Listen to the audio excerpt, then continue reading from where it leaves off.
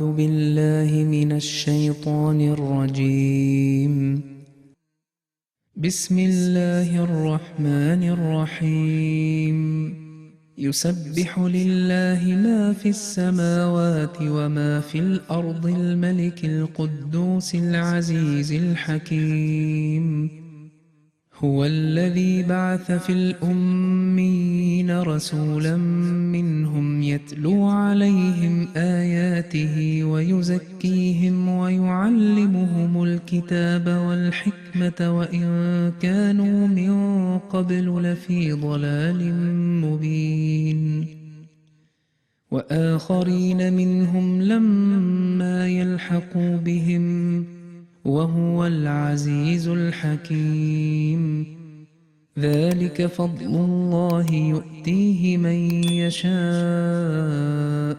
والله ذو الفضل العظيم.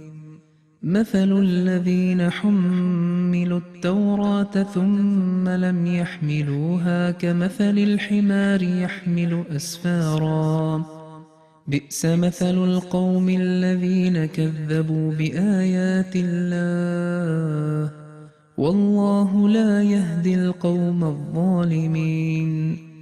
قل يا أيها الذين هادوا إن زعمتم أنكم أولياء لله من دون الناس فتمنوا الموت إن كنتم صادقين ولا يتمنونه أبدا بما قدمت أيديهم والله عليم بالظالمين. قل إن الموت الذي تفرون منه فإنه ملاقيكم ثم تردون إلى عالم الغيب والشهادة فينبئكم بما كنتم تعملون.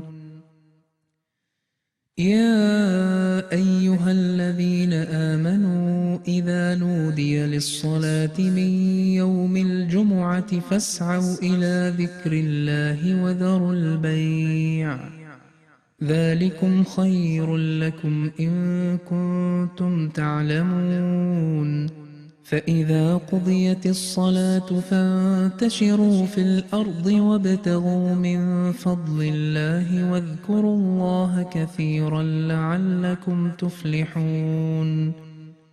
وإذا رأوا تجارة أو لهوا انفضوا إليها وتركوك قائما قل ما عند الله خير من اللهو ومن التجارة والله خير الرازقين.